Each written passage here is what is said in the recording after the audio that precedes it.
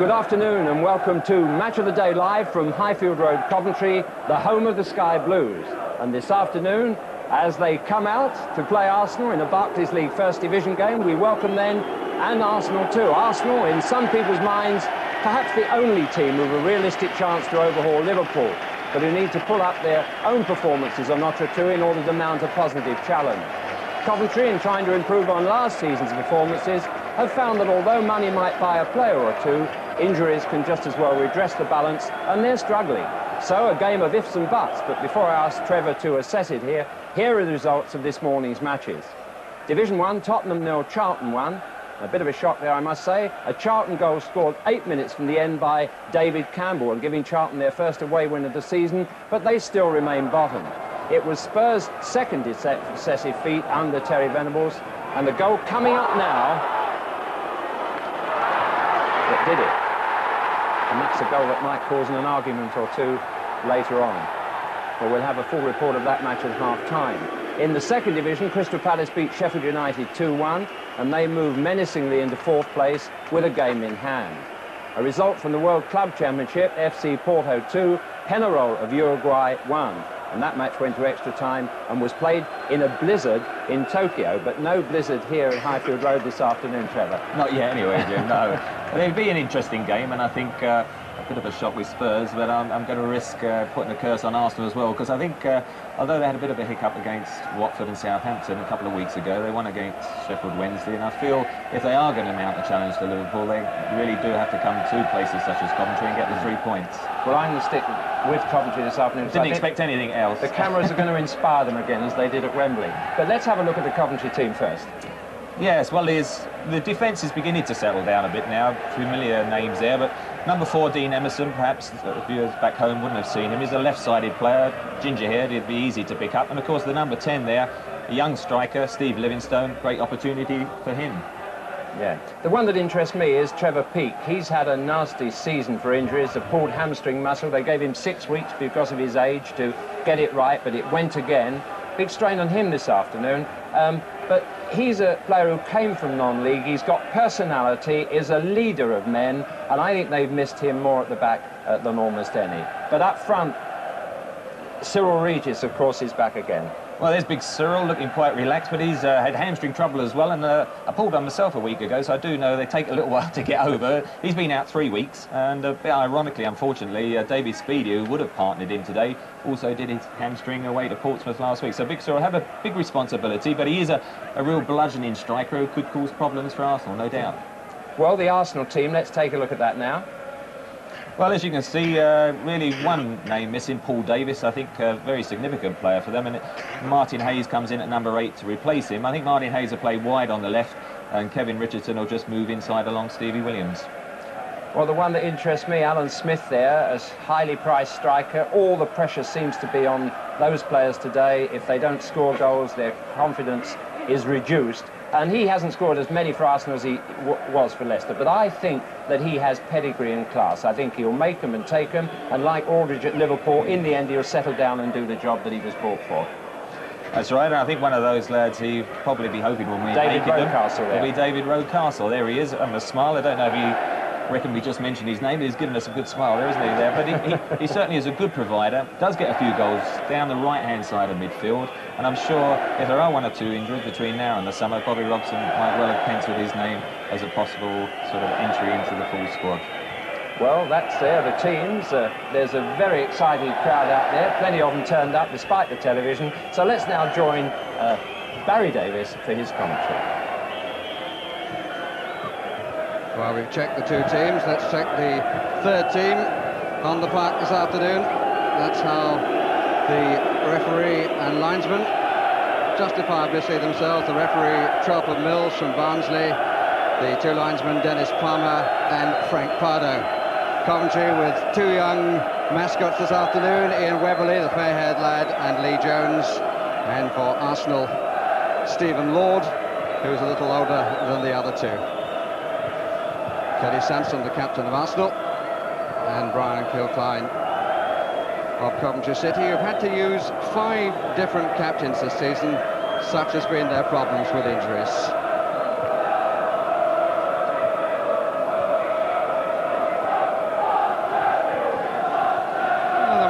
nice to come to a different ground. A tidy stadium here at Highfield Road, 18,500 seated, 10,000 standing. That's the capacity. And a good-sized crowd this afternoon on a nice, bright winter's day. It's the first time that Coventry have been covered live on television, other than, of course, on that memorable day for them last May. 9 of the side played in the cup final, the exceptions being Stephen Livingston, young 18-year-old player in today, in the absence of Keith Houchin and David Speedy, and Brian Burrows, who was so unlucky to miss the cup final because of injury.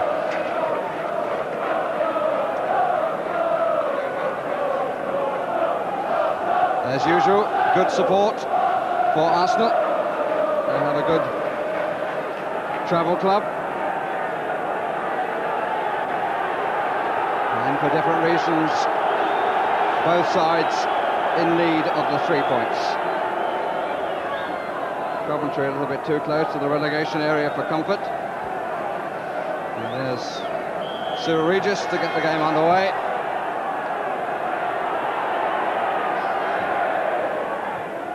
First touch for Rocastle, who intended to give a first touch to John Lukic, but rather stubbed his toe.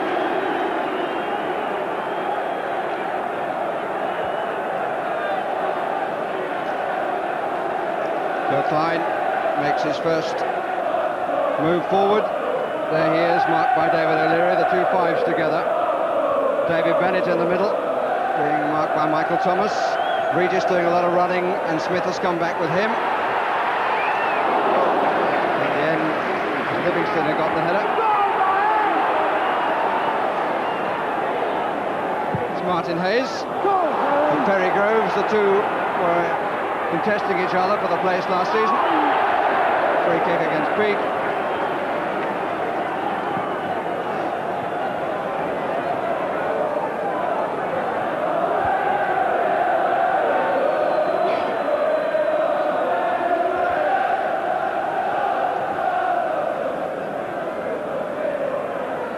Arsenal got 5 in the area, all around the penalty spot.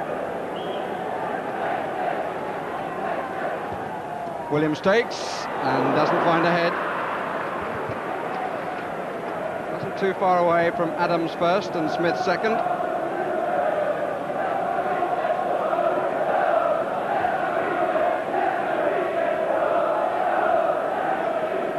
Steve Agrizovic had a good season last season, and the only one to play in every match this season for Coventry City. Greg Downs, the tap back, celebrating his 29th birthday today.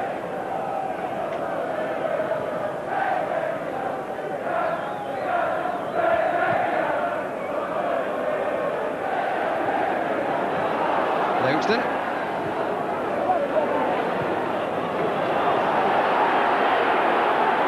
Bennett. David Phillips. Mickey Ginn far side, but offside.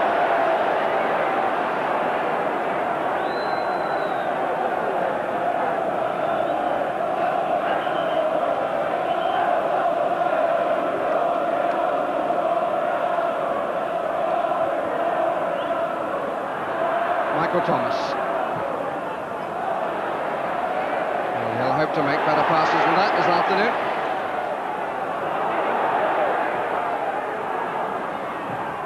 That's well spread out by Livingston. Bennett. Everything to his left. Brian Burrows going like a train. But no one's got aboard yet. They got a free kick. Challenge on Dave Bennett.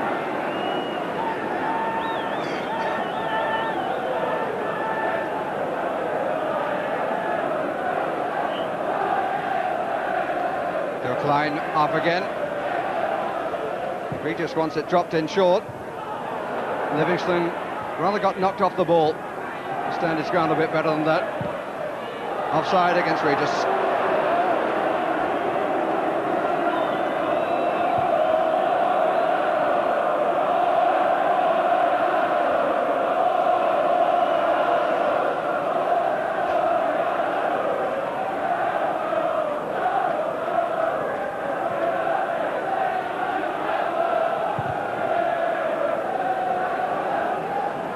Smith and Kilcline.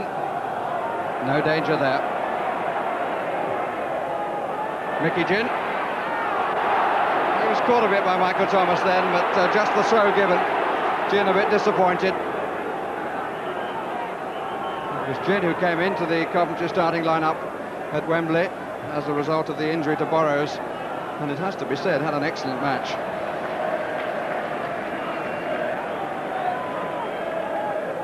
Well, in the end, a free kick has been given, which Greg Downs will take.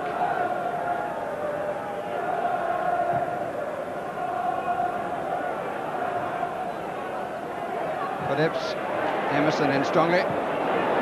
Hayes, Sanson the skipper. Comfortable for Downs, but not a particularly good header.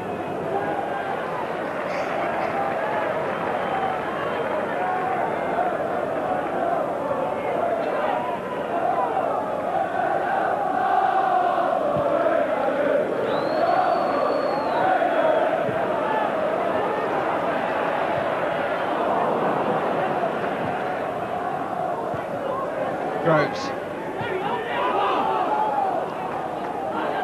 First 5 minutes have elapsed. Typically brisk.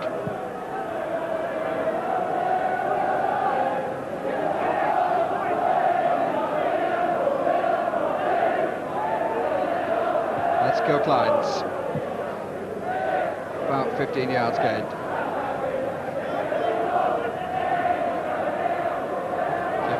Square of Sanson. Two diagonally forward. Hayes and Groves. It's a good bit of running that created a gap. Those two peeling off. Dean Emerson was caught a bit by Martin Hayes, who was the top scorer last season for Arsenal. Martin Hayes, but hasn't scored this season yet. This is his 13th appearance.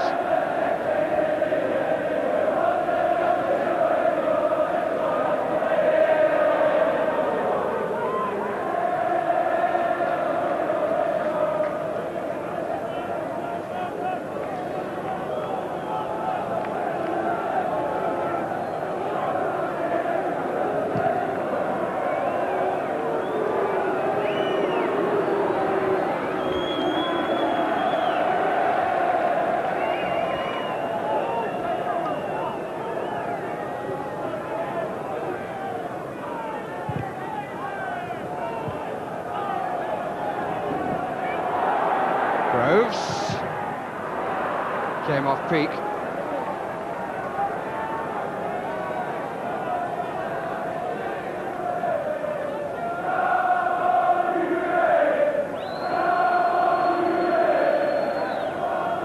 Regis back to help out. It's hanging a bit. Hayes underneath it, well won by Burrows and then by Emerson. Bennett into space for the busy Burrows. David Phillips. This is nice by Coventry. Tony Adams ended it. But nice breakout even so. A bit tight, one-touch stuff, but it nearly made the gap. Bennett and Hayes. Phillips, who could have played it through. Livingston would have been onside. But Arsenal, as ever, pushing up to condense the room that Coventry City have to play in.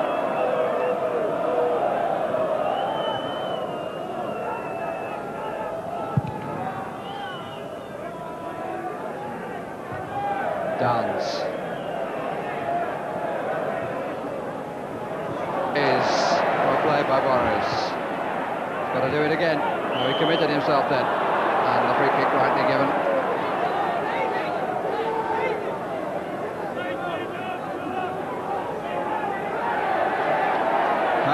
And Stevie Williams pitching a yard and a half, and Mr. Mills quite rightly sending him back. Sansom with room for the cross, just couldn't get enough turn on it. Maybe had a little bit more time than he took, and perhaps the proximity of the referee in the end impeded him. With us, as usual, of course, Bobby Charlton. Well, I think what we're going to find today is there's going to be a lot of aerial competition between Kilcline and Smith. Every time that Arsenal got the ball in midfield, it's been a high ball trying to find this little weakness, especially with Peake having a little injury problem. But Coventry, very bright start, and all in all, a very interesting start to the match.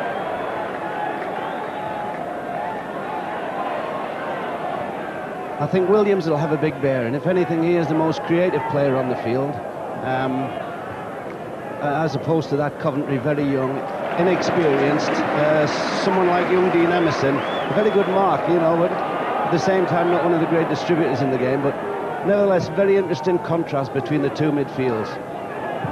Arsenal, of course, famed for the defence. They'll give very little away. Here's Kevin Richardson. Groves comes in. That was a rather strange choice, because Richardson had no room to go outside, and the run across actually seemed to me to confuse things. That's a great ball by Williams to Thomas.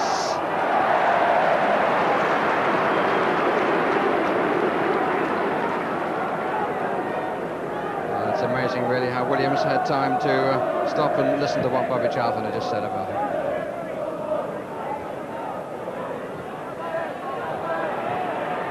Castle. O'Leary.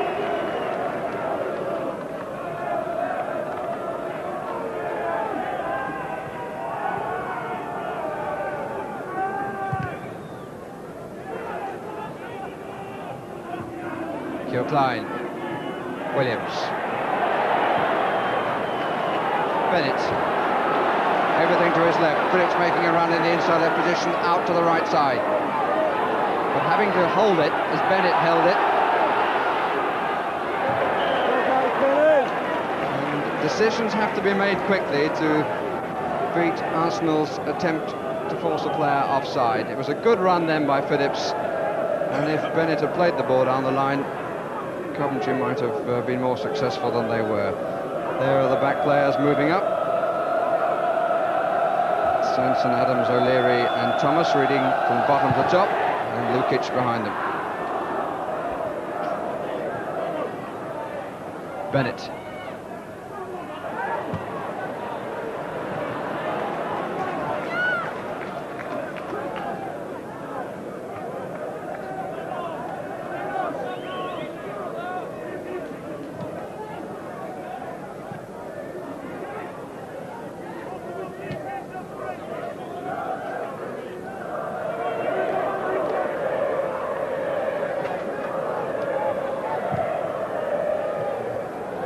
A little bit lucky.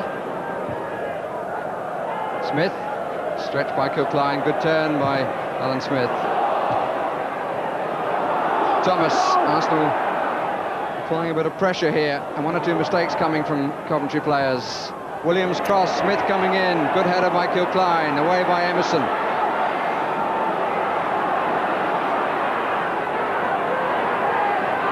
Hayes with a lot to do, he's got himself a corner.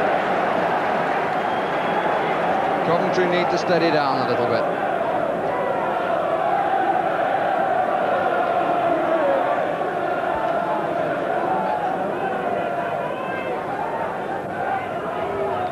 Arsenal's first corner. Steve Williams taking all the set pieces so far. A couple of free kicks and another corner. Groves far post. Hayes in the middle of the 6-yard area. Adams for the flick on. O'Leary up as well. It's too short.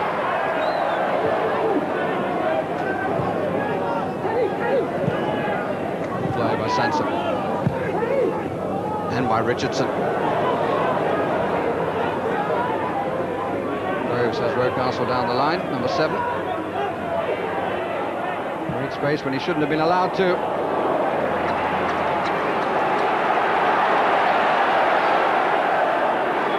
Downs. Livingston.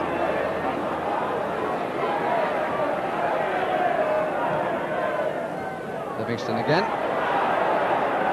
He was brushed off the ball at the start. He clearly doesn't intend that it should happen again. This is Hayes. Didn't control it very well.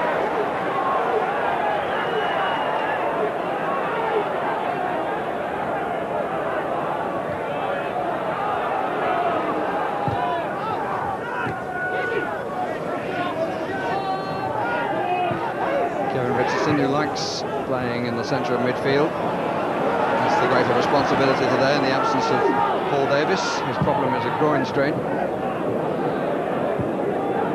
It's produced Arsenal's first change in line-up for 12 games. It's well watched by Adams.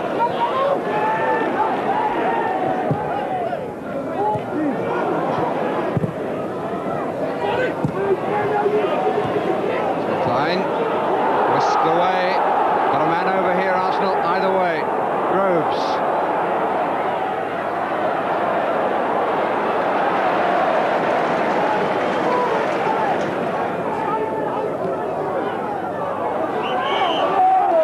Free kick. Quarter of an hour gone. No score.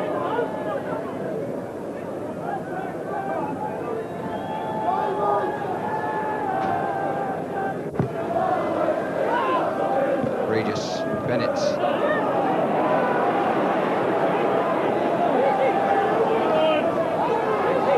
Rocastle makes the run down the middle. Williams, Thomas for the diagonal ball. It's another good ball. And Grizovic saved his side by the challenge. But two really fine balls inside the fullback that have come from Steve Williams, and on both occasions for Michael Thomas. Well played the goalkeeper, it was enough. Michael Thomas then, a brilliant run inside the back, and of course Steve Williams, one of the best in the game at actually judging the pace of the ball. But the forward players, I feel, have been, the Arsenal forwards have been really unselfish in the run in, and especially young Perry Groves, who I've found has always been available for his midfield men.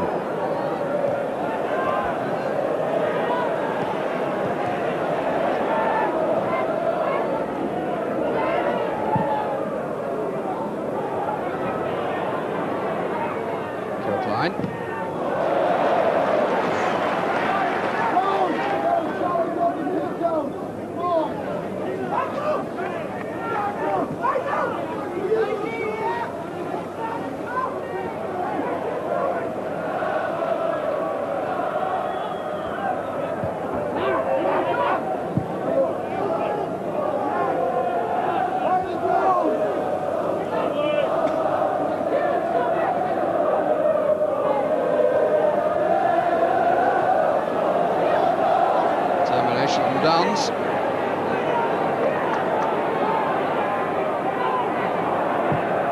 It's not a bad try from David Rocastle. David Rocastle, what a brilliant piece of confident football, not frightened to express themselves, and to finish off with a shot that goes from outside the box. Super bit of football, that is great to see from any youngster.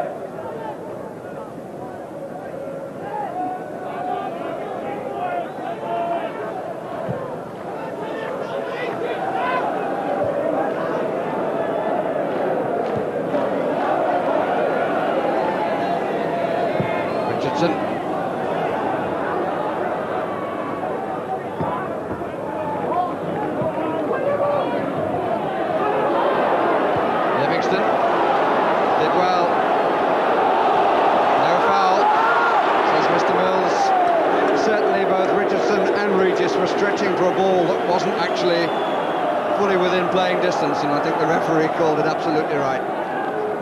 As Neil Midgley said the other week, it's about referees making decisions, and they make decisions even when they don't make decisions, if you follow me.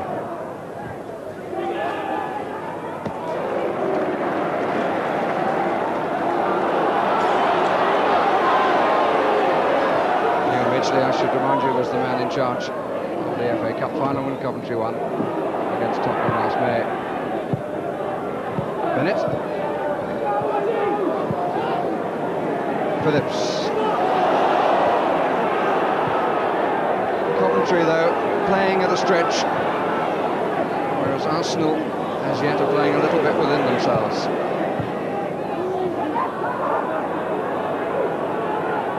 So much of what Coventry have done so far, particularly defensively, has been a little hurried.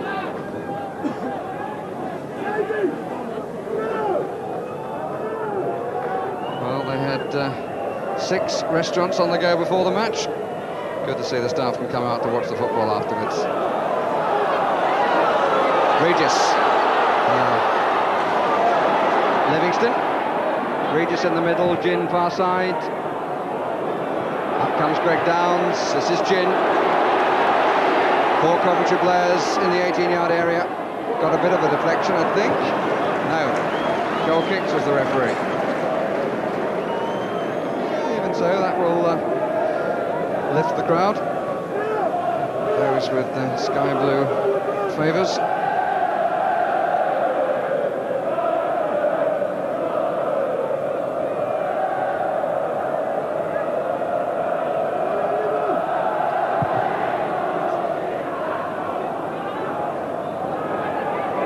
Hayes. Gin back goal side, Rocastle, Hayes, Smith. He's really hit at him. Hayes. Nobody could find room. Can't play by Downs.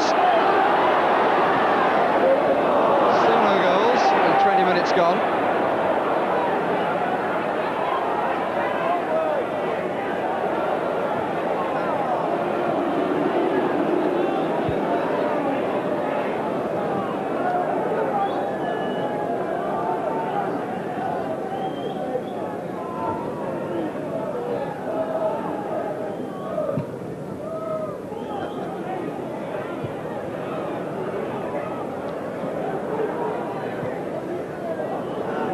Regis, Gin, early ball in for Phillips. Regis, Gin, nice.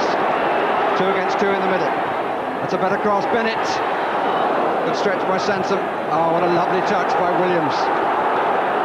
Having a fine match, Stevie Williams. Smith. Groves wants it forward. So does Richardson, who's surely offside. When's the flag going to go up? It stays down. Well, that's good to see. Linesman waiting his time. Sometimes they do tend to jump the gun a little bit. Good challenge by Adams.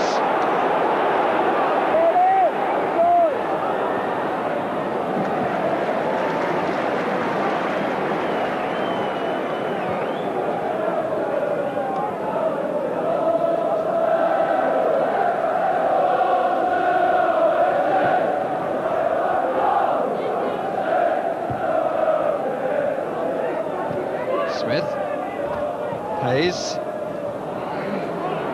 They've played together much this season.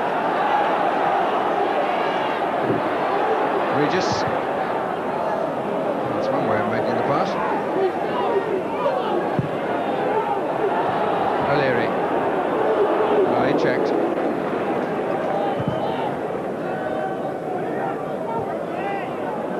Burrows. Agrizovic was available. Just wanted to make sure. Brian Burrows.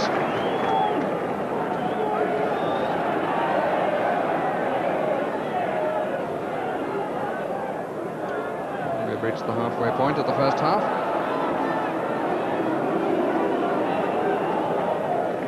Nothing on the score sheet yet.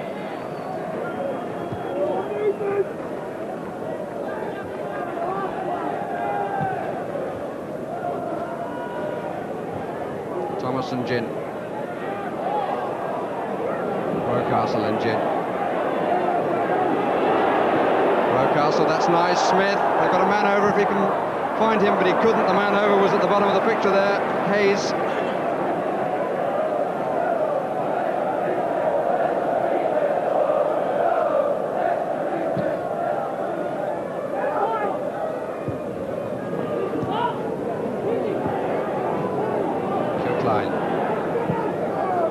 Bennett.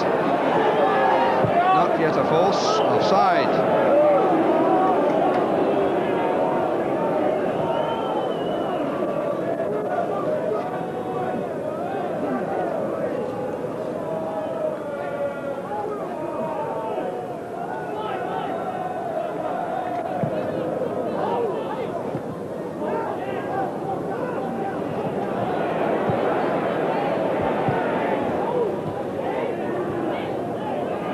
Rocastle, nicely done. 3 to find. Phillips Terrace. Livingston, Emerson. Livingston, no free kick.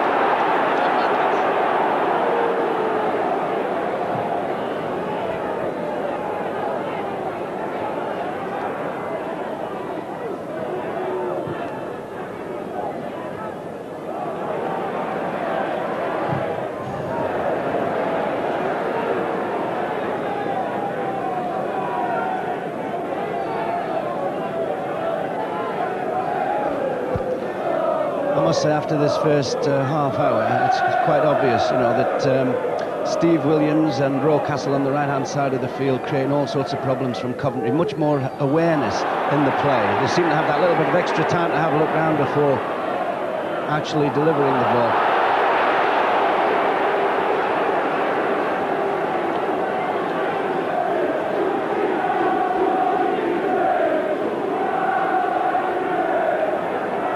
The clock a little bit, Bob. 25 minutes of the first half gone. And here is Williams to take the free kick.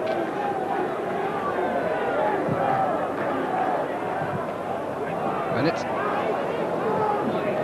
All by Lukic in the Coventry half.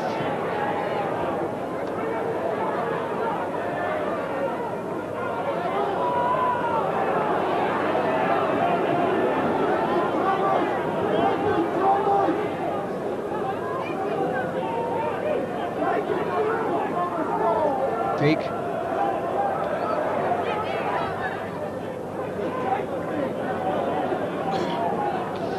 George Graham, the Arsenal manager, up in the third row, and the gentleman in front of him didn't seem to impress for a moment then.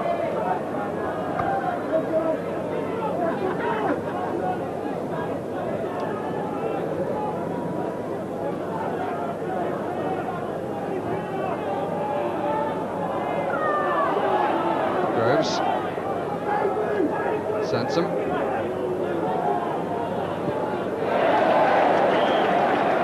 little touch off Groves, it's Coventry City throw.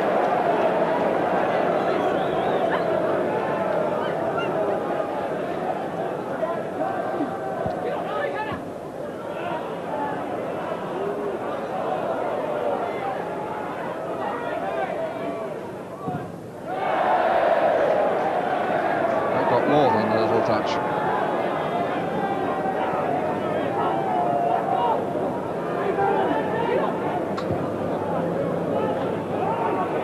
Coventry can't get out of this corner. And it's goal kick.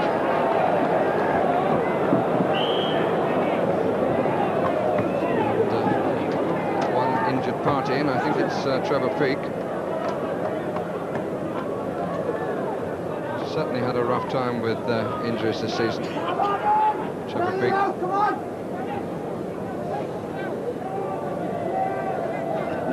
It's looking across from the main stand to the sky blue stand.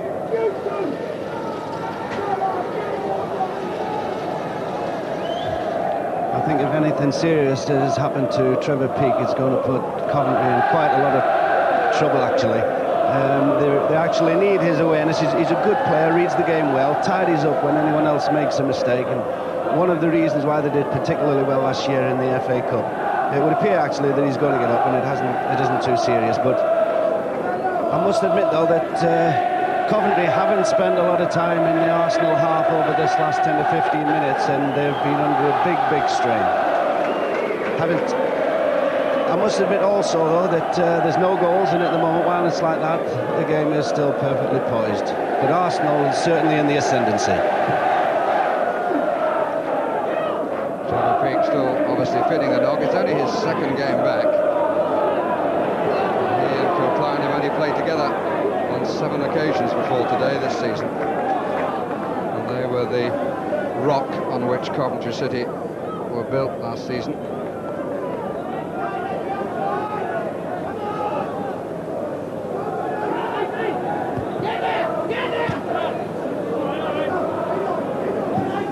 One of the two Coventry City substitutes is a central defender, Graham Rodger, who came on in the cup final and was hugely impressive for a young man coming in such an atmosphere.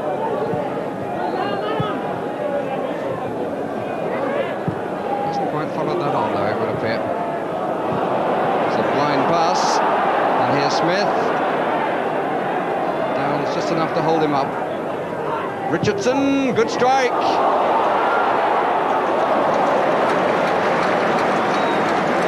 The confidence there of Kevin Richardson, coming from a man who scored 6 times in the last 11 games, didn't give it a moment's thought and struck it beautifully.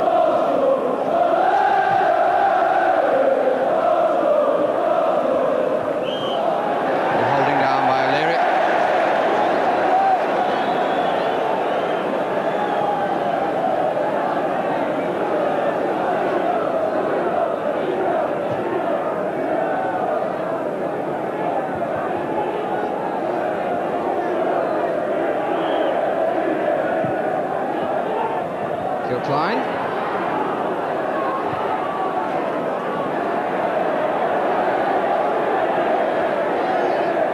Coventry keeping it in the Arsenal half. Haven't been there very often, as Bobby Charlton was saying. Just past the half-an-hour point. That's much too strong. Sometimes Steen Emerson a little bit too eager. Livingston. Ended up bringing Burrows into play from deep position.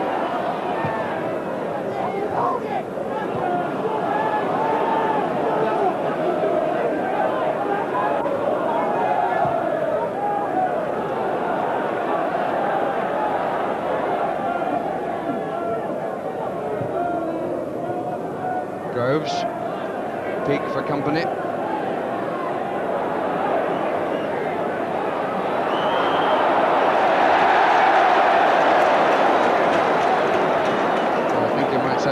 Doesn't agree with the verdict, but the referee was right on the spot. Peak always seemed to me to be trying to catch up, but in the end the Arsenal player leaned a little bit too much.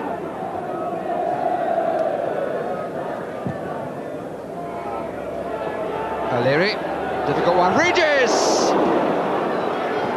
Blocked, and I'm sure he felt it, by Adams.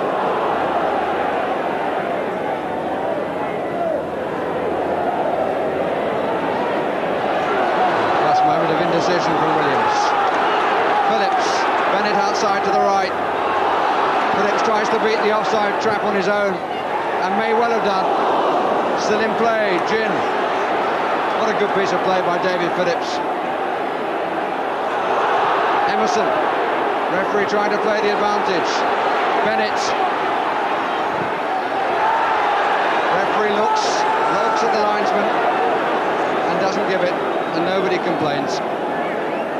Would have been an extremely harsh decision. Free kick now is to Arsenal with a good little spell then from Coventry City. Well, he fell over the leg. I think it was a genuine attempt to get the ball, and it is always a question of intent. The referee has to be clear in his own mind that the player is deliberately trying to bring down his opponent.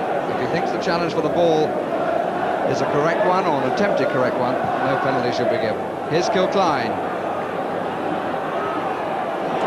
Won by Burrows. Phillips has certainly lifted Coventry.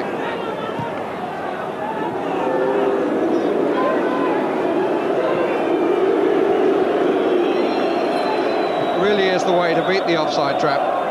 Chip it over the top and go. And the referee, in fact, told both teams before the match that he would not give offside against a player who might be caught up front, but who, in his opinion, was not interfering with play. And I must say, all power to Chelford Mills with that attitude to the offside trap. It does need the cooperation of a linesman not to put the flag up and thereby cause a few problems, in my opinion.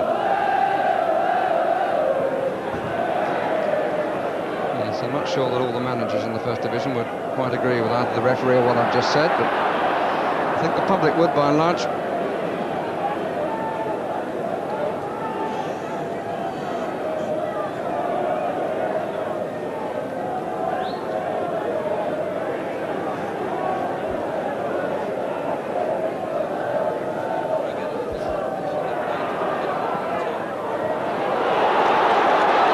Regis. Gin outside, 3 the other way. This is Bennett.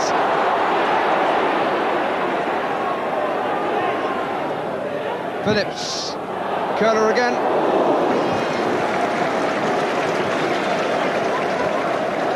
With regard to what you said before, Barry, about the referees, actually, what we would like to say, using the common sense, I agree with it wholeheartedly. The problem, obviously, with the players and with the managers is that there's so inconsistent. There's a lot of inconsistency between referees. If they all did the same thing, then I'm sure that it would be much more acceptable to the managers and the players. But it's the inconsistency that gets all this frustration and gets players arguing, gets managers disgruntled. It's something, though, that I would really love to see, and if we can progress and do as we've been doing today, and Mr. Trevor Mills has had a really good game up to now, then I think it would be good for the game generally.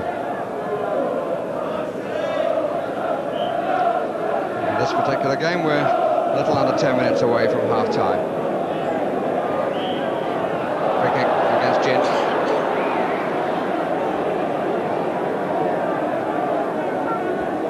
He's got a lovely quizzical face.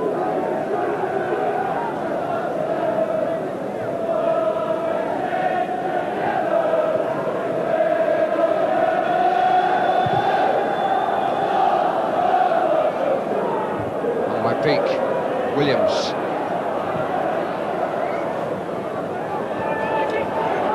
Burrows. Williams. Well struck.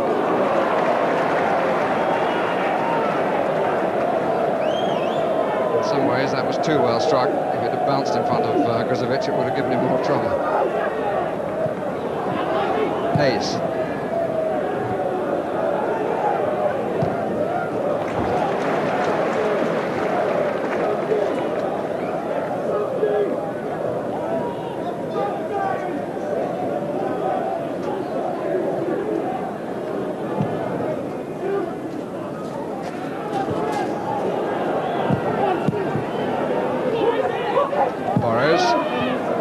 Offside. Pick one of three. Bennett, Regis, or Livingston.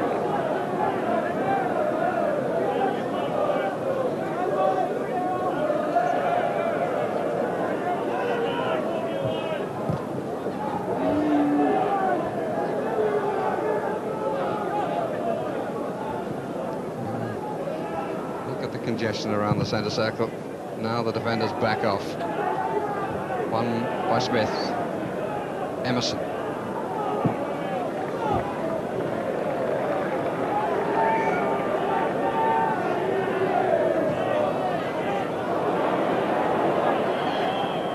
Free kick against Gint.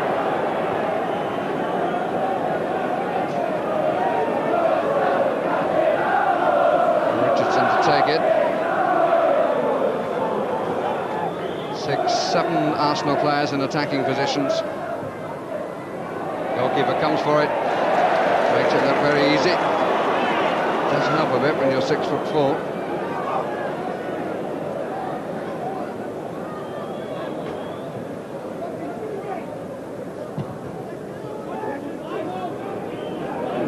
O'Leary trying to jump better, but it comes to Regis.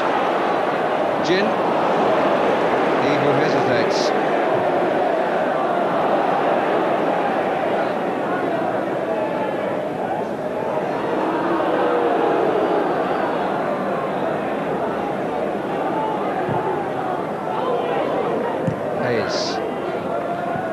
Richardson.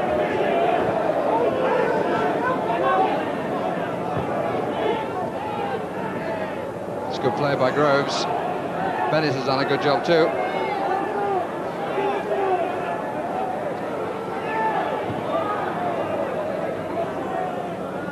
To Klein. Showing footwork which might surprise.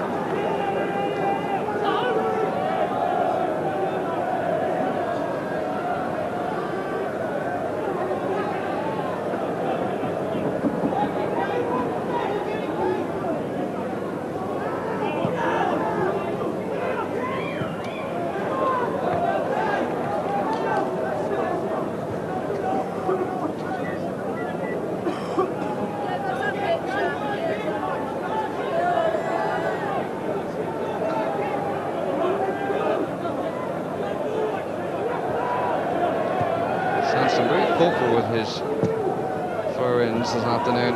Smith. Oof! Well, he very nearly made something out of nothing then.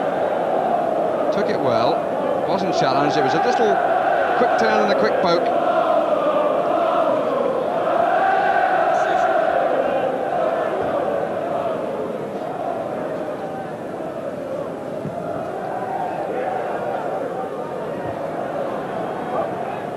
Rocastle.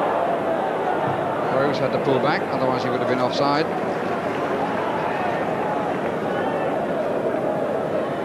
We've got 5 minutes left to find a goal in the first half.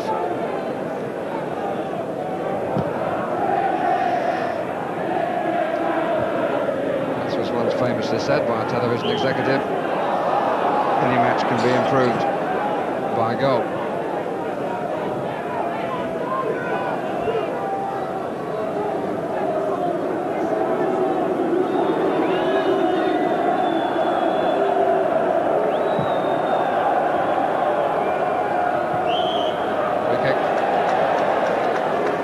Backing in by Alan Smith. Started his career not too far away from here. Alan Smith played for Aldchurch and then went to Leicester.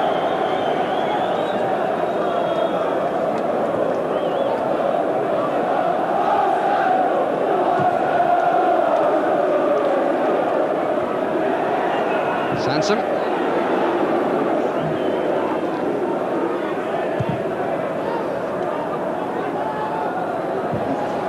Klein, ball was held for a moment.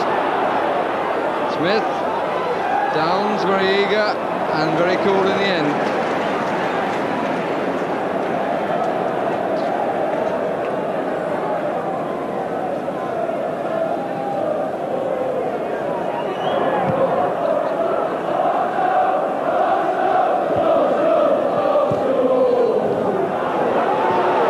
Bennett and Sansom.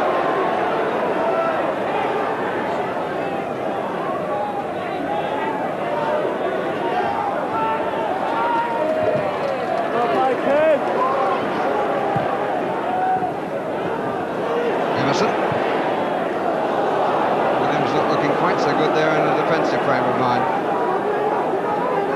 And David O'Leary remonstrated with the linesman, who kept his flag down.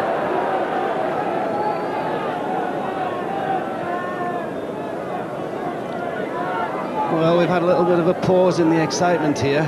I don't know whether it's Arsenal who have got a little tired, but much more of a stalemate, and not what you would call the best of matches up to now, and not what we would call a lot of incident. Plenty of good endeavour by both players, both sets of players, but nothing really, no really great clear-cut chances. Arsenal seem quite set at the back. Yeah, they'll be quite confident in that respect.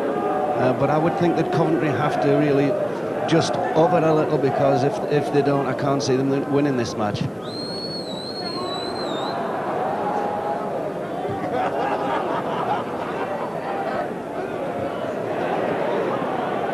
Livingston, Regis, got to do it on his own, and he won't.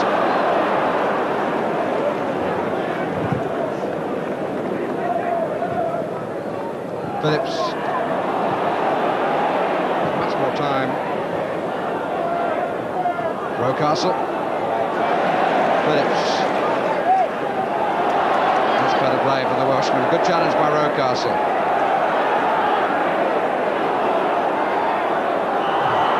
Interesting challenge by Phillips, which was rightly penalised.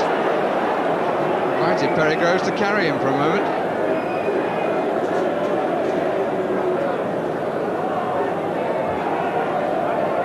It's almost dead centre.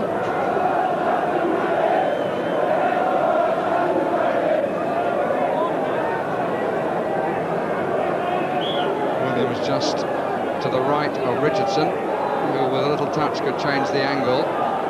It's taken. Thomas. Off Downs.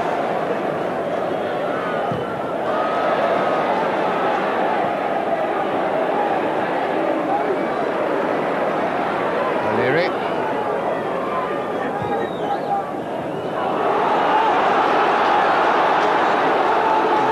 from Emerson gave Livingston nothing to run onto.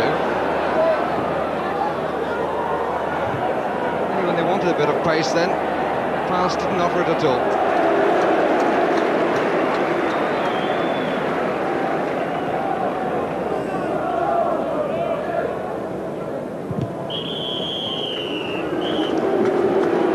So, at half-time, the score sheet is blank, and the goalkeepers, by and large, untroubled. Just the one quick turn that I remember from Alan Smith, which poked the ball wide of the far post as he looked.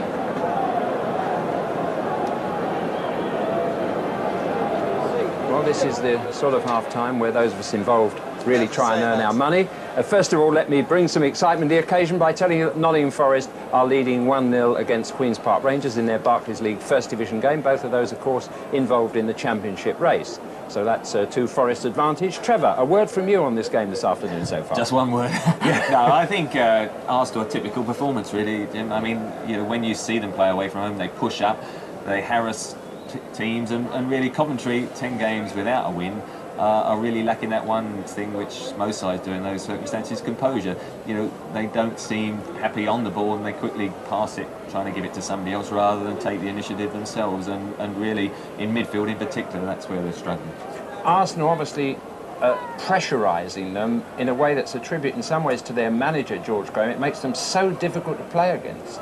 I think they're probably the hardest side actually to get results against, because they just don't give you space. You know, they work so hard, and Tony Adams and David O'Leary do push right up. I mean, a lot of people, we had the Coventry crowd, you know, shouting boring Arsenal, but it's the way they play, and really you've got to try and break the offside trap down, mainly from the midfield lads. One occasion during 45 minutes did Coventry give the answer, and that was when David Phillips ran through with it. Yeah. Well, we might take a look at that later, but first of all, let's try and pick a couple of Arsenal gems, creative gems out of that first half. The man who's dictated most of the early play in midfield, Steve Williams, and he was the one with two lovely few balls. People talk about the old days and say this is the kind of pass that really excites me and bring the crowds coming back. But interestingly, it's Michael Thomas there on the end of that. That's a change in scene, really. Goals in the Arsenal team distributed throughout the side, and it's this sort of tactic. Here he is again, dominating in the middle field, not pressurised, and that one whipped through quite beautifully. He accelerates from behind, from a reverse angle, didn't have quite enough room there to squeeze it back, but yes, one of the opportunities in which Arsenal might have broken Coventry down. Then, of course, David Rocastle, who we mentioned beforehand, delightful bit coming up, but first of all, the sort of thing that a player who is an athlete can do and one who isn't can't. Now, it's on the ball now, it's Hayes, and I think there's Rocastle taking over and saying, why don't you give it to me and let me go past people and put over that very dangerous cross. The difference between a player who stays with one side of his opponent and one who can get by. But now look at this. That's the shot. Unfortunately, it finished, it culminated, a marvellous bit of wizardry which I was hoping to show you, but maybe we'll get a chance to get that again, because it really was the best bit of skill of the whole afternoon. But never mind about that, we'll do our very best to get that for you, because it was too good really to miss. But meantime, Trev, that offside trap you were talking about. Yes, I mean, you know, you've got two front lads, Cyril Regis and the young lad who's coming up front as well, Livingstone. Really, you've got to ask them to come out with the back four Arsenal as they push up, and ask your midfield lads to be the ones to run through. David Phillips showed us when he carried the ball, ran at the defence and got beyond them and then got the cross in.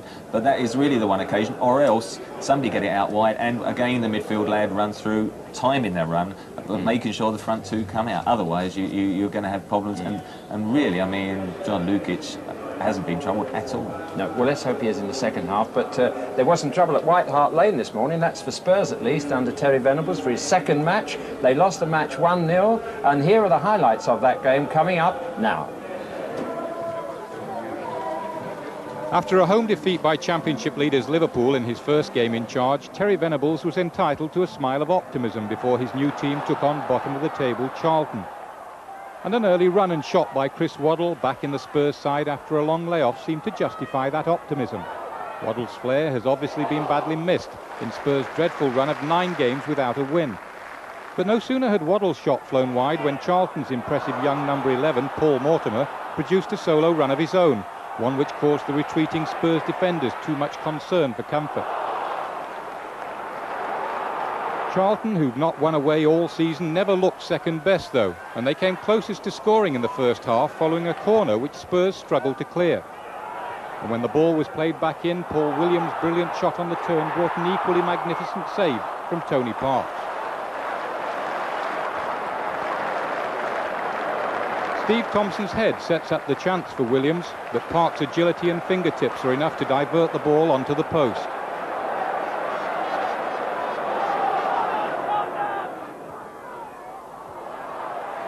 Into the second half now, one of Spurs' few moves of the game. Waddle's lovely reverse pass sends Nico Klaassen away down the right. The Belgian international picks out Gary Stevens. But the lack of confidence throughout the Spurs side is typified by Stevens' miscue. Even better chances were falling Charlton's way, and from this corner, Andy Jones really ought to have scored. The miss wasn't to prove costly though, because just 4 minutes later came Charlton's controversial winner. Chris Fairclough left his back pass short. Park still got there first, but Williams challenged the keeper and David Campbell followed up to score. So legal challenge or not? Well, referee Ray Lewis and his linesman decided it was fair. But I must say it's difficult not to sympathise with the goalkeeper, who lost teeth and had his mouth cut quite severely. Terry Venables certainly wasn't happy either. No, I wasn't very happy at all about it, no. I mean, we've got a situation where referees do protect goalkeepers, even to the extent for a corner or something, you've only got to impede a goalkeeper and it's a foul. We have a situation here where it wasn't a good back pass. The boy's entitled to challenge, but the goalkeeper's got there first. He's collected the ball, and then he's then been hit in the face with the boot, and then he's let the ball go. His face is a mess. It is a bit, yeah. He's broke his teeth, and it's not too bad in actual fact. But nevertheless, if you're not stopping that, you're encouraging it. You can't encourage people to kick goalkeepers. What about the overall performance, though, Terry? No, it wasn't a good game. We didn't play well. We never looked like anyone was in any trouble at the back before Gary Mabbott left the back to try and put a bit of pressure on. But we know we've still got a long way to go. We know that. You've played the top of the First Division. You've played the bottom. Yeah. Well, I mean, I don't think we were entitled to lose the game today. I mean, as I said, until we lost the goal and we pushed people up, we were never in it. It didn't look like many chances either end, actually. It was just a scrappy game where both sides were working very hard to get what they could out of the game. But you see a little bit of hope on the horizon. Well, not too bad. We've got a lot to do, and obviously we can't expect to change it around straight away, but we will. But it doesn't help the cause when you're like losing points like that. But then again, I wouldn't blame the team for that. I blame the referee's decision for that. Without actually, I don't normally like to keep on about referee's decision, but when it's something like that and a boy's been hurt and a goalkeeper, you know yourself being a goalkeeper, you're entitled to some sort of protection. Well, maybe you are, maybe you aren't. What do you think about that decision, Trevor? Well, I mean, the forward had to go forward, but I think he did get there fractionally after the goalkeeper. A certain sympathy with Terry, because in those circumstances, you know, you always get those sort of results go against you. But I mean, I think it was the wrong decision, actually. I think perhaps he should have disallowed it, yeah. Right, thank you very much for that. Well, we've been talking about this bit of magic this afternoon. One of the things that people go to watch football for these days, and in the old days really, I think, was to see players do something they couldn't do themselves. There was a moment this afternoon when that happened. David Rocastle was the man involved, and here, hopefully in delightful slow motion, is him using his sleight of foot there, a roll back. The first time we saw anybody do that was Puskás. He's done it with both feet the same, throws the dummy there to put the defender off the mark. And now watch his acceleration. This is athletic power coming out of it. He's got players all round him, and he uses his stride and his pace, having kept possession of the ball, to get that shot in. The shot was powerful, not as brilliant. I'm so pleased you've been able to see that, because I was looking for myself to see it in slow motion. But the moment when Phillips broke the Arsenal offside trap, Trevor. Yes, well, I think, you know, as a midfield player, I appreciate, you know, you've got to make these runs from midfield. Here he is. He's looking up, he's seeing where he could play it, and he decided, look, I'm going to go myself, because they are flat defences when they play that offside trap. He's made the opening, and he gets the cross in, just clears John Luke. Probably couldn't pull it back far enough, but they're still in there and on the attack, and really I think that's what, in the second half, John Sillett, I'm sure at half-time, is saying to his midfield, is, look, make those sort of runs, carry the ball, and commit the defenders, because if you just look up and play the ball in from deep positions, that's when you're going to get the offsides. The one potent shot of the game from Kevin Richardson. Would you like to take a look at that now with us? Yes, I think he'd be pleased that we called it potent, but I mean, it was one of those, a fair way out. Alan Smith plays it square. and on his right foot, which isn't his favourite, goes onto it, and it's one of those nasty ones for a goalkeeper, just bounces in front. But fortunately, there's Brian Burrows just coming back, tapping it back to Rogrizovic. But as we say, really, the distance that shot was out sums up the game so far. Nobody's really got into those telling positions and had a clear-cut chance, perhaps from Alan Smith when he just turned on that ball and toe-ended it past the post. How do you see the stalemate being broken? Well, I think it must be better the second half. I think Arsenal, you know, if you compare Liverpool, they've got that little bit more flair at the moment, Liverpool, and I think Arsenal will need to show that in the second half and get 3 points from a side that is suffering in confidence. Perhaps John Sillett, though, as they come out, has G'd them up, and we saw against Derby and Chelsea that second halves can be very different from the first. Yeah. Well, there's Arsenal coming out, and he's still 0-0, you know. We're a bit disappointed, but he isn't, because he can still see Coventry, I'm sure, winning in the second half, as we might or we may not, as we join Bobby Charlton and Barry Davis. I should think on such a cold afternoon he enjoyed that little drop of soup too, the youngster.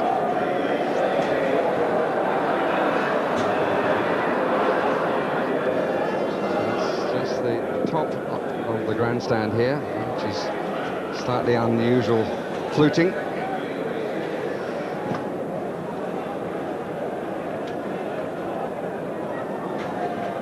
Arsenal to get the second half underway.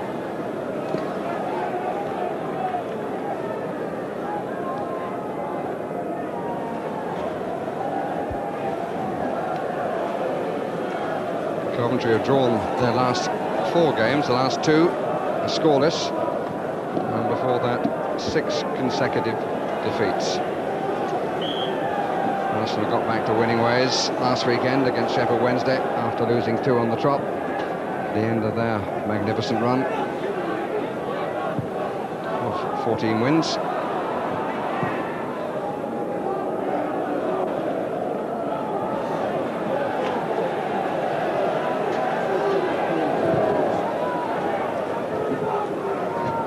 Won by O'Leary.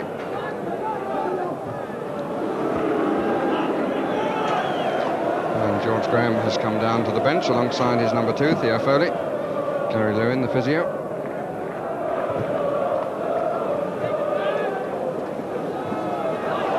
Regis. Bennett. Haven't seen very much of him. He's playing against one of the best fullbacks in the business, but he's got to try and take him on as he did then.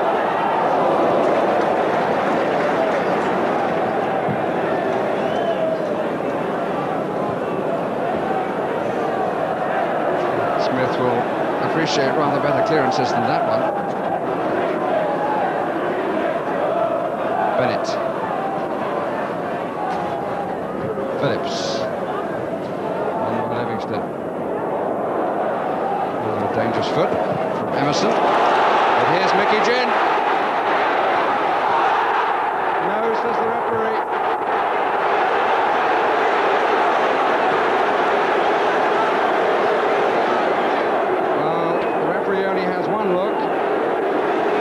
Make up his mind for the shot. He was going for a bit further. Adams was committed to the tackle, and I wonder what Mr. Mills would say if he had a second chance to look at it. Well, I personally would be a bit disappointed if I was Mickey Ginn and I hadn't been given a penalty. I thought it really charged into the player, and it was certain free shot from 12 yards out.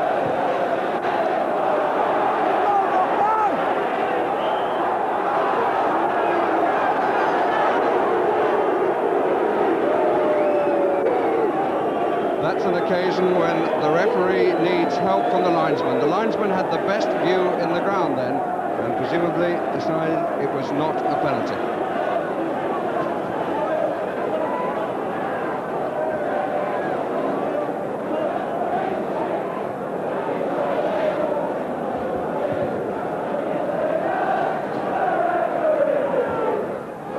Livingston.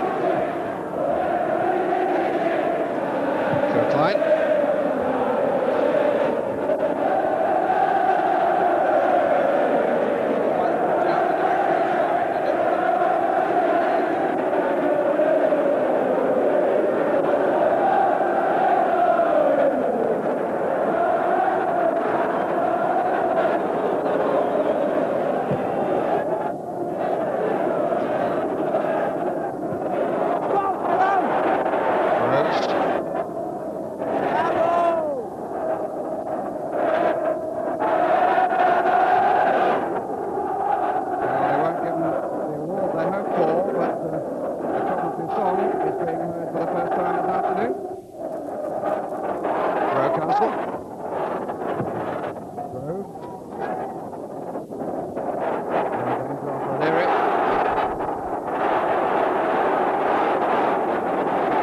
The atmosphere also lifted. And Bennett's deciding, I think, that we're going to see rather more of him in the second half. He was extremely quiet in the first half. Well played, Phillips. He's got a lot to do, though. Good cover by Kenny Sanson. 4 in the middle. Bennett asked too much, surely.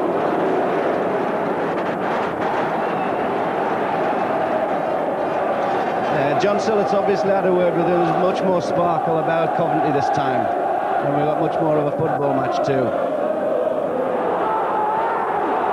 Mistake by Phillips, allowed the room for Hayes.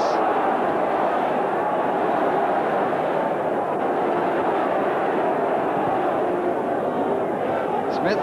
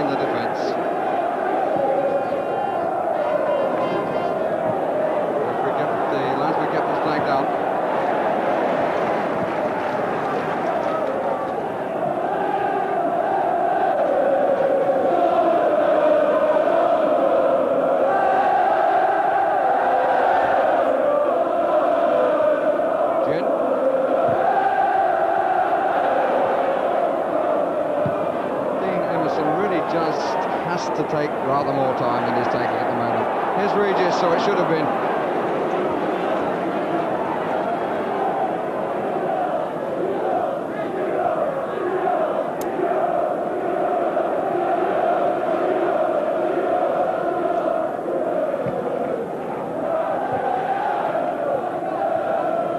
Look, it's having a bit of problem with clearing the dead ball or using it. Bennett. Regis, Bennett, good cover by Richardson. At least a few questions are now being asked about the Arsenal defence by the Coventry attack. They barely had a crossword in the first half. Regis, good tackle by Richardson.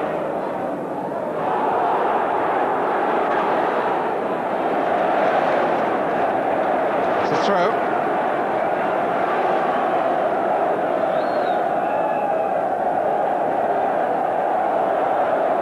Sanson.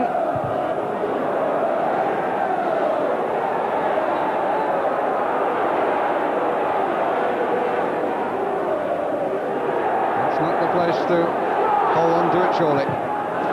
Corner conceded.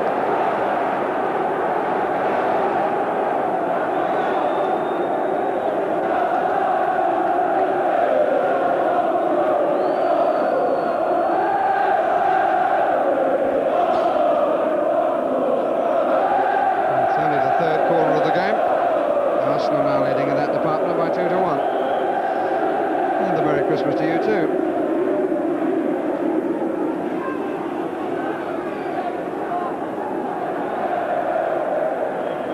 Three Arsenal players in the 6-yard area, 3 outside it.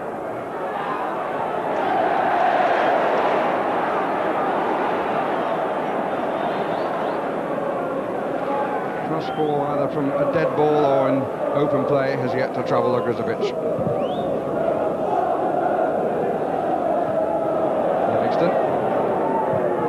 Scored the winning goal in the Youth Cup final, which Coventry also won last season. Played by Jed. Looking a different outfit now. Somebody come to me, Emerson says. Burrows.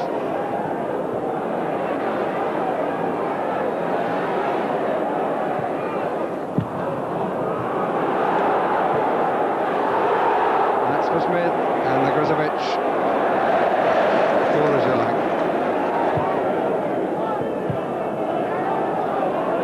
Hurried by Thomas. Free kick against Emerson.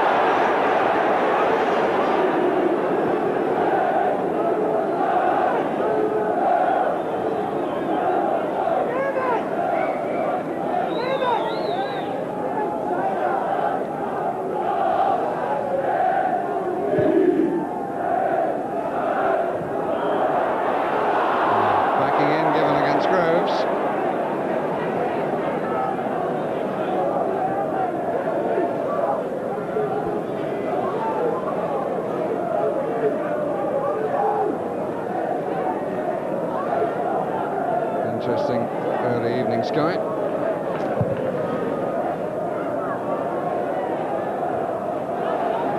Livingston, after the hurdle, Regis. Good play by Richardson. Used to be one of the best buys of the season, Kevin Richardson. It surprised me that he was allowed to leave Everton. And he spent a year at Watford, and then the new manager didn't seem to fancy him. And off he went to Arsenal, and what he's done for them.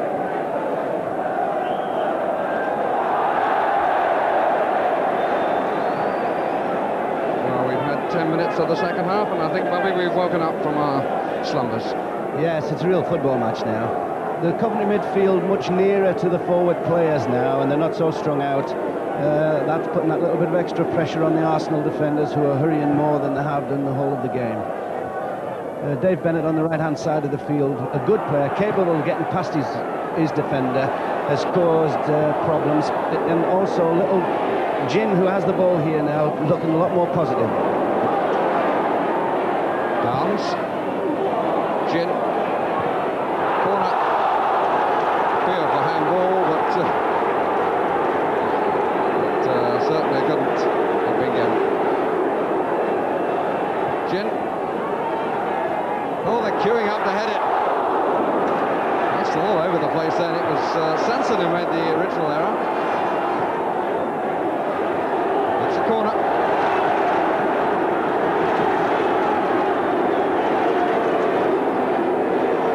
And the hope of the home crowd, which was pretty subdued in the first period, is now becoming something of expectation. Bennett on the near post, so is Kilcline. Livingston to come in from the far side. Thomas and Steve Williams. Hayes. Williams. Chase for Groves.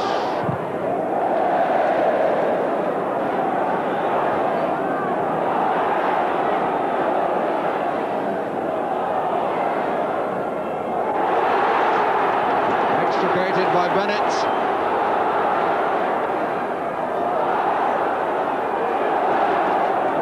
It took two to stop him, but it's a goal kick.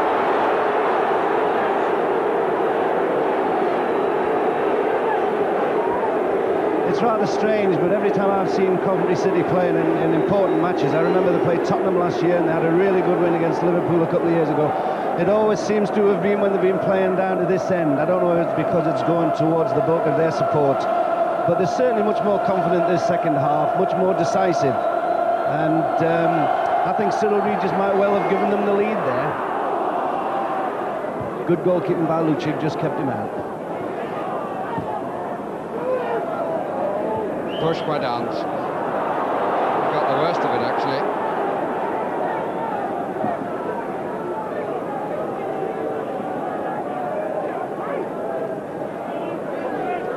Got a finger in the eye or bang on the nose, I'm not quite sure which.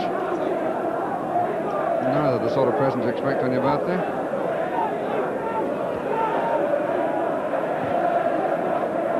Sanson.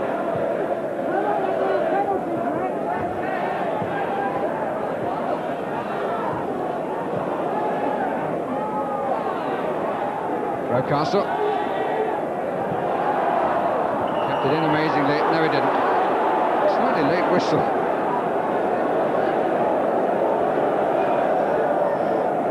And the city of Coventry skyline with the cathedral whose bells tolled for Coventry in salute last May.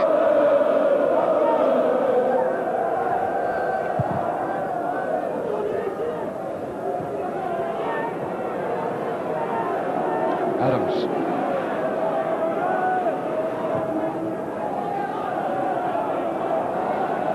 Sansom. Smith.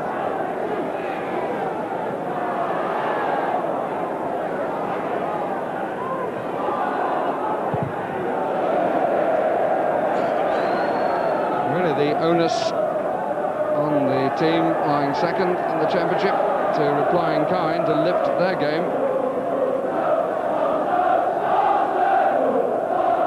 Seemed to be well in control in the first period without really suggesting that the goal was coming. Here's Smith.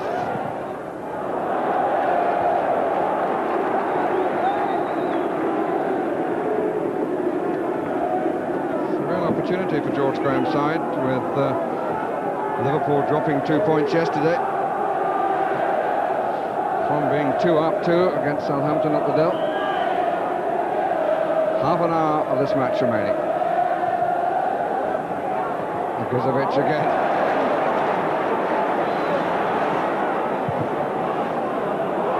Chase is on. It's Ginn and Thomas. Ginn again. Bennett. Phillips.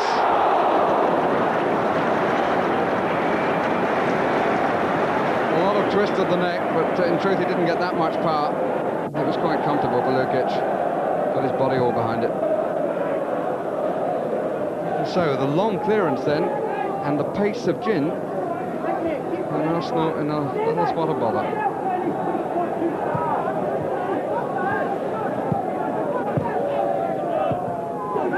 Ginn again.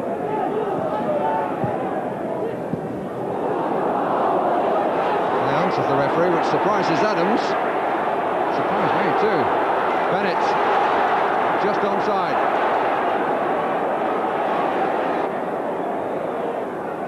Borrows. Emerson. Got to find the final ball, Coventry. Rocastle. Chased by Emerson. That's not exactly getting forward in numbers, and they're now being crowded out.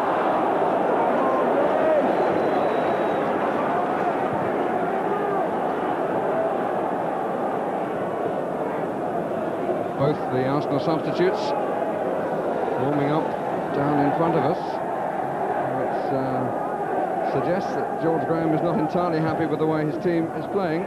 Certainly they've been a bit disappointing in the second half.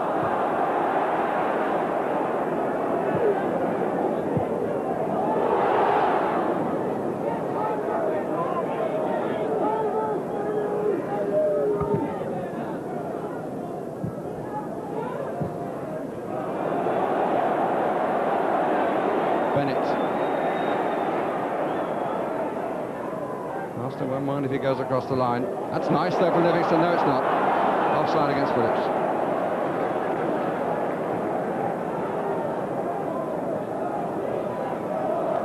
It's a thin line between playing well and playing badly, and of course Arsenal haven't had such a tremendous run at the beginning of the season. Suddenly found themselves losing 2 matches, and when things go just a little against you, sometimes you doubt whether it's going to happen again. And they were so superior in the first half, one couldn't see them losing, but maybe there's just that seed of doubt in the mind now that it could possibly happen.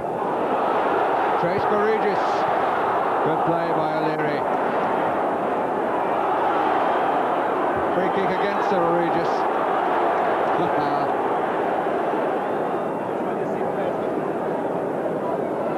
It's good. It's good to see players actually pick themselves up and not argue and fight with one another. We've had enough of that recently. A really good example of 2 good pros there.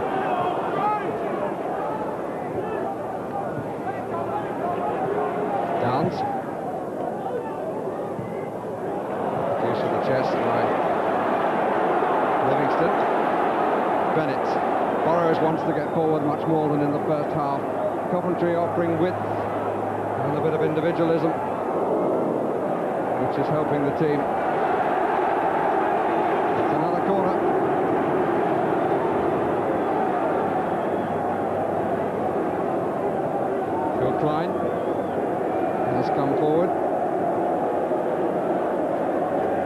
blowing through the tash.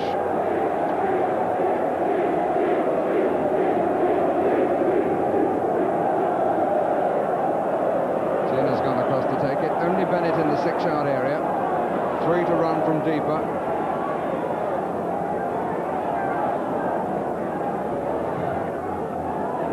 Regis makes it his. Well, very nearly did. Kilclane! Good save.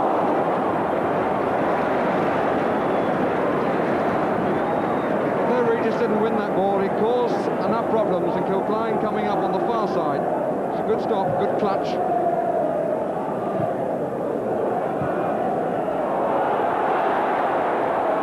Bennett and Sansom.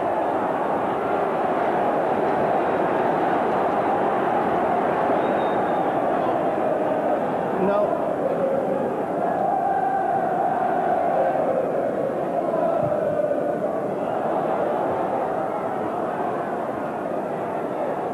Phillips. Regis. Hugely more determined in the second period, Cyril Regis. Free kick has been given.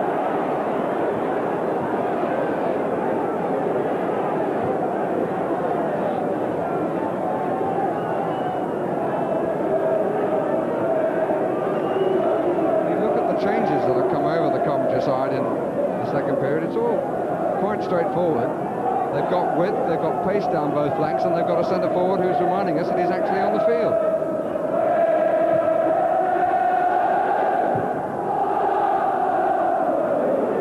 He's also getting a lot more support from his midfield as well, Barry.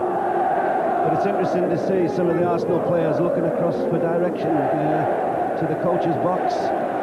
Maybe there's just a little bit of indecision there. They want some help.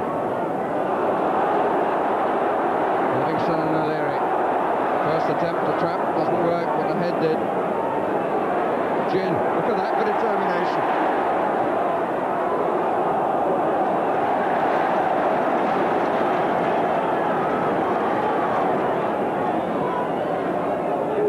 Emerson.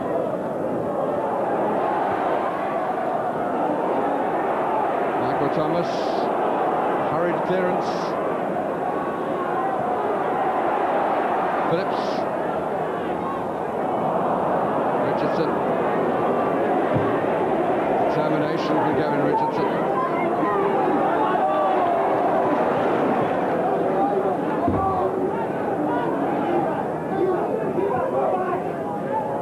And his mum knows where he is now.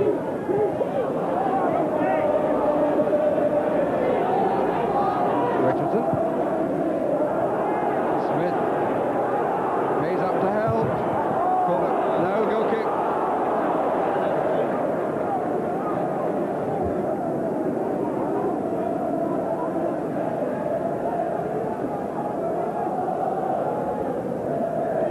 Well, it keeps you warm as well as supporting both country and club.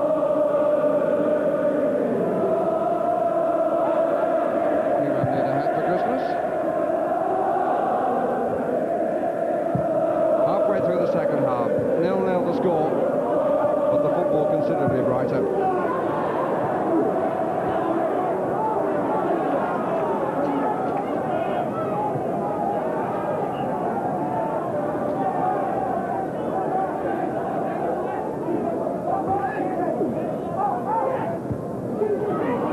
Williams.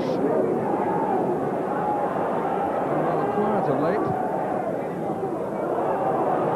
It's the sort of pass that was producing somebody running onto it in the first period. Didn't hit it quite true. There was no movement. On by Regis. Livingston. But there was a chance there for the youngster if he'd have flashed at it first time. Fair challenge. Got across in front of the goalkeeper.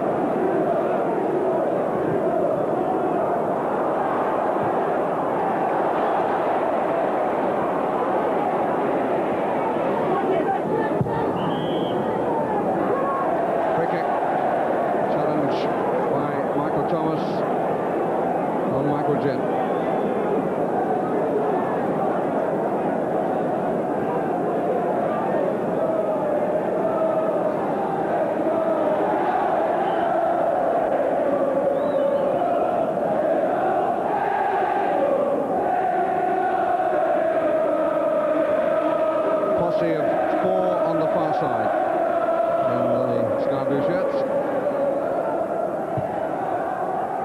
too flat. Phillips, good ball. Livingston, he's got time. He's got 4 players, or 1 of 4 to find. Tony Adams getting there first. Field for offside, again there's no flag. And again, in case you misunderstand me correctly.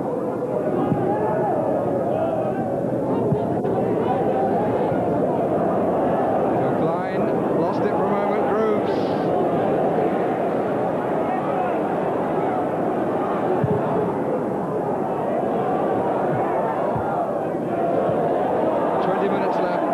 Still 0-0, which it was between these two sides in what was the snore of television football last season at Highbury.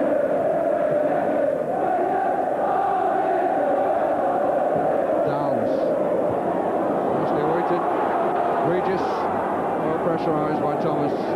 Emerson.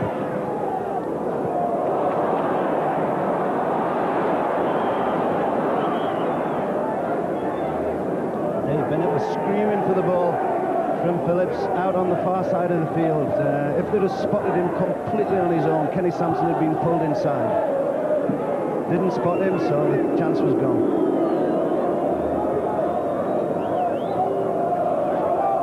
It's very interesting actually that at half-time John Sillett obviously has motivated these lads, and the difference between the first half and now is unbelievable.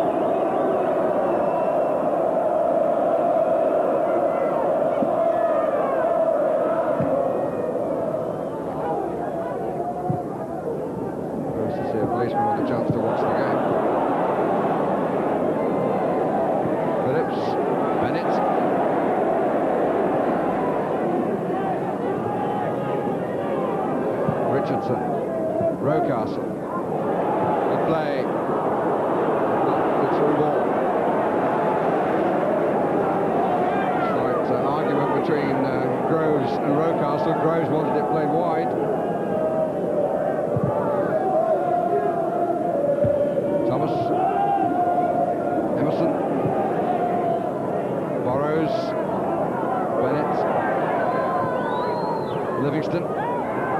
Bennett. He's offside, and so was Regis.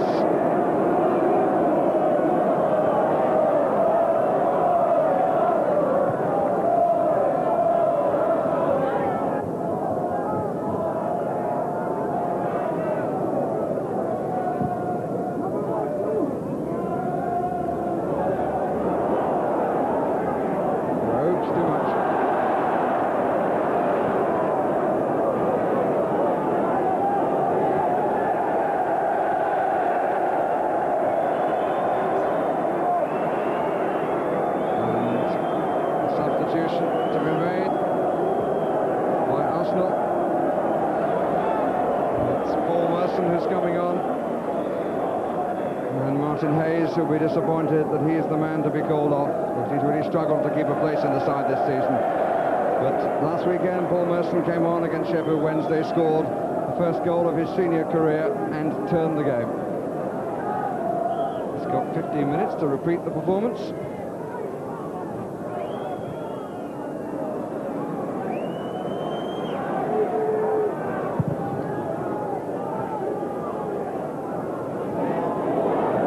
Livingston, will it fall? Phillips, and again Phillips.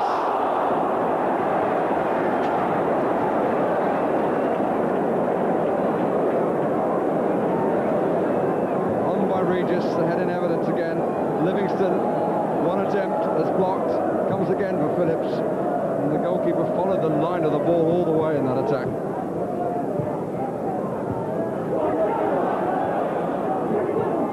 Chin. Thomas, Williams,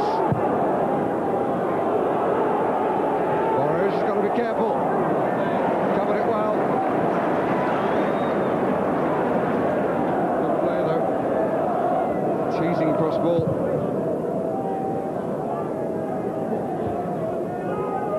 Merson, Williams, Regis, Phillips.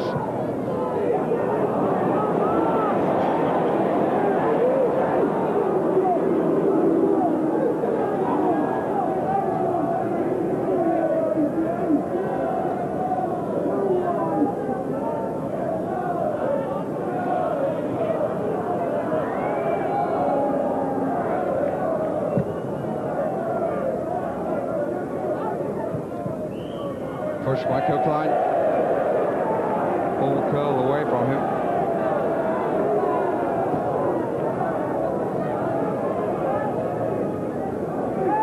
Must have had a good record on this ground in recent years. They lost last year, but they won on the 4 previous visits.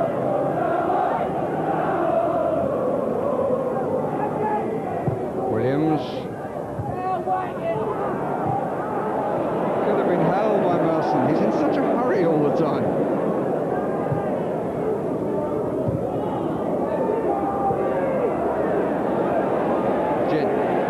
Bobbled a bit. Regis is onside.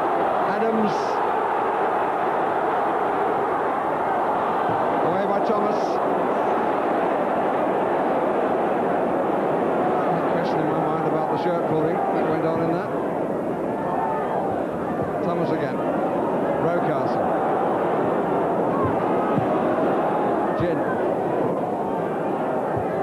Good header by Adams.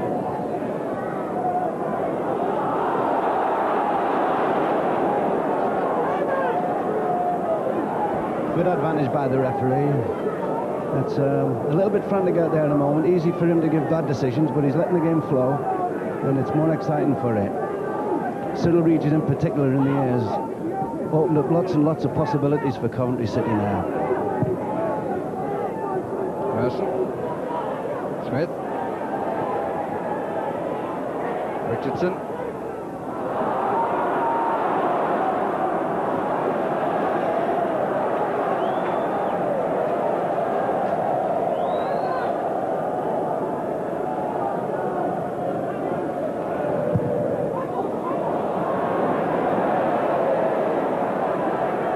Looking at Agrizovic.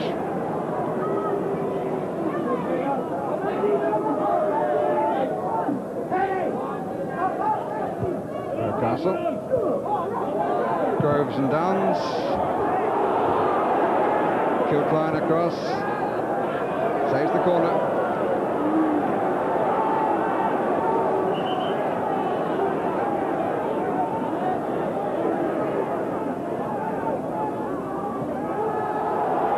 Groves is offside.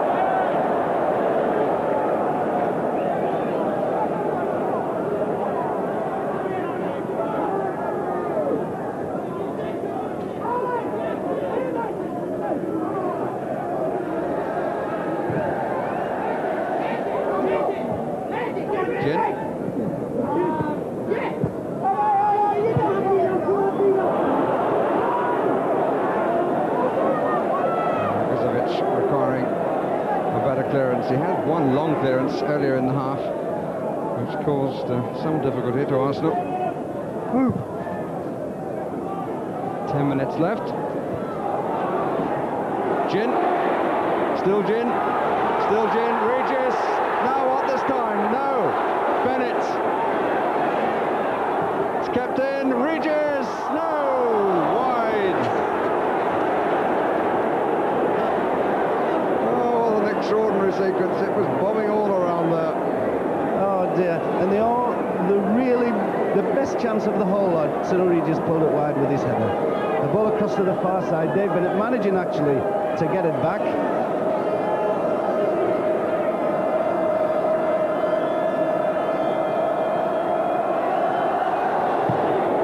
Everyone's saying whether it was a penalty or not. I didn't think it was actually. But still, there were lots of chances there for Coventry to seal the match.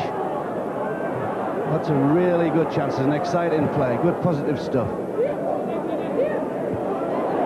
Gin getting involved again, and he must be one person being thought about as, well, we should call it man of the match. Certainly in terms of Coventry City, it would be man of the second half, but certainly an award for man of the match is a point of discussion for Jimmy Hill and Trevor Brooking.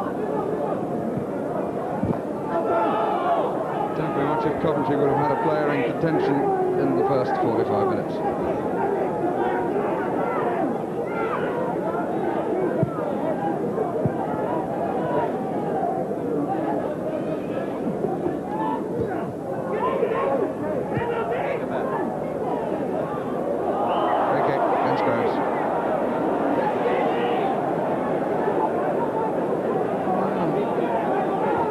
Two under the flag, and they must be slightly concerned. I suppose a point that might satisfy them at this stage. At least they wouldn't actually have lost ground on Liverpool, but the opportunity is here to gain ground.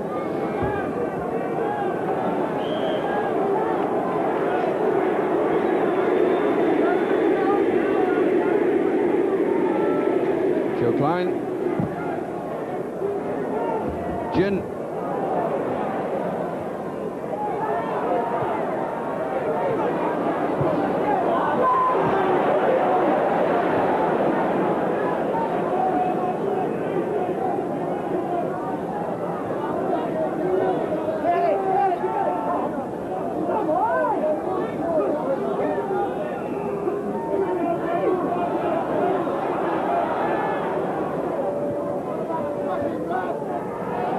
Regis deliberately picking out Phillips.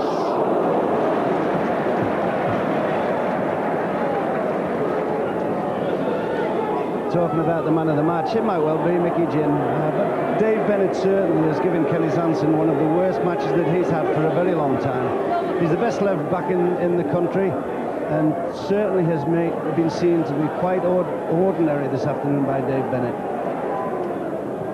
And who I would have given the man of the match from the first half, Steve Williams, has been really insignificant this afternoon, the second half. Bennett trying to beat the offside trap. Cover man was Rocastle.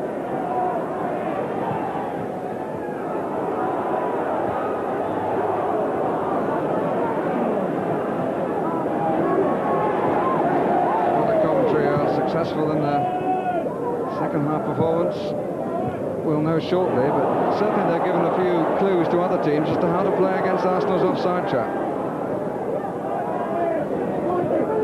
Rocastle, bit of pulling by Emerson. Merson didn't really come on to the ball. Bennett. Richardson forming an extra barrier.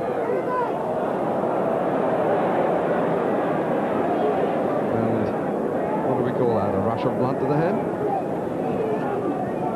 A rush of blood, yeah. Dean Emerson, ginger-haired midfield player, number 4 for Coventry, seems to be just labouring slightly. Had a lot of trouble there with Rocastle with his pace.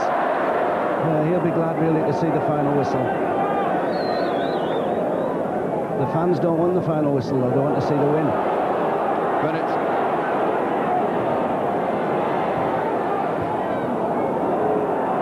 Sanson.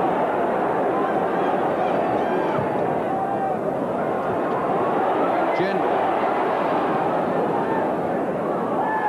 Foul by Phillips, obstruction.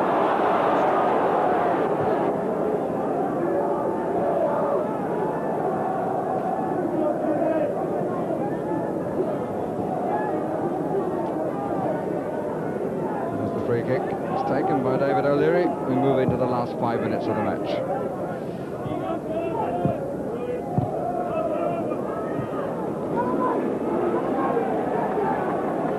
If you joined us late, you haven't missed a goal.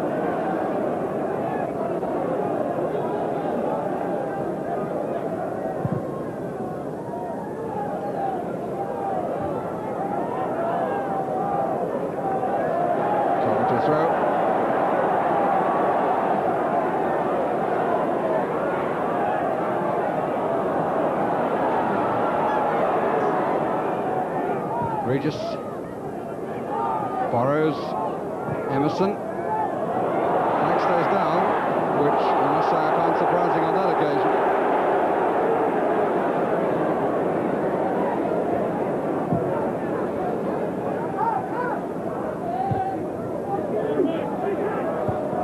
Rocastle. Smith.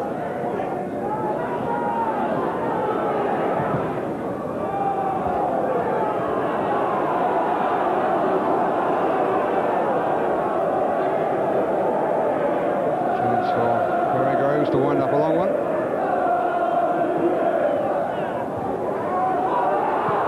Richardson who put it on, and the challenge by Merson was a foul.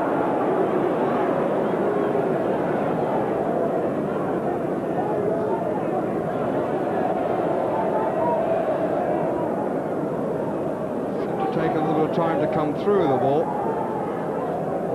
Certainly an awkward one. And Merson looked as though he was obstructed a bit, and also Grizovic came out with his foot extremely high and is lucky not to have had a free kick given against him for dangerous play. 3 minutes left. And suddenly Arsenal have found an extra gear, it seems. Oh dear. Well, Downs may reasonably argue where was the shout. When in doubt, put it out is an old adage in football, but in fact he had time to turn and bring it away quite comfortably. Richardson to take the free kick. Now there's concern in the home ranks. O'Leary didn't make it, Phillips did. Up and under, which in fact goes over from Steve Williams. Just before that foul, and I actually thought it was a foul and worthy of a penalty. If the goalkeeper does put his foot up, it's very dangerous play and a penalty should be awarded. Actually, John Lukic at the other end actually nearly lifted his foot and could have committed the same sort of crime only a minute or so before. It's a dangerous game to play at this stage of the game for Grizovic, sorry. But he has had a particularly good game up to then.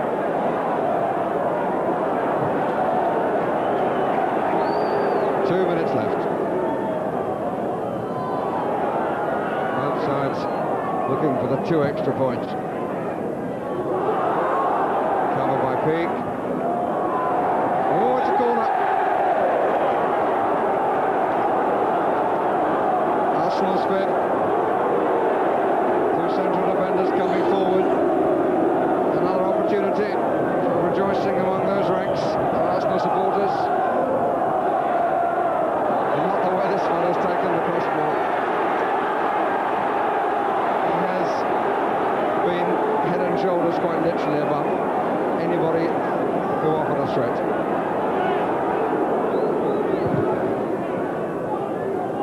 Regis didn't make it, but Livingston runs on. Free kick. Little stick from behind by the 18-year-old.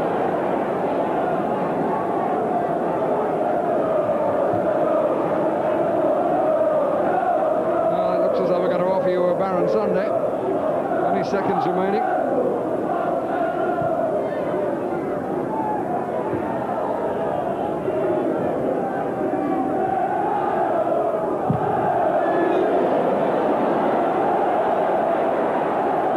Clyde would seem to have had enough of the ball. That is the biggest up and under I've ever seen. If it was at Twickenham, you would have said terrific. But for the home side, you know, maybe a little unadventurous.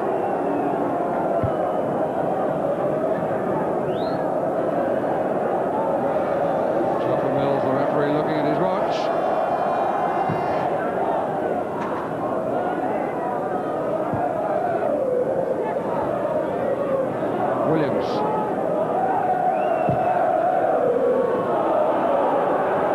backward. Did he handle it outside? The linesman was level.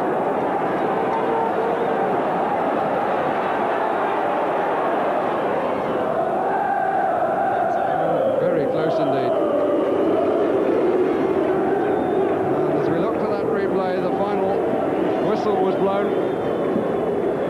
And Coventry City and Arsenal failed to produce a goal between them.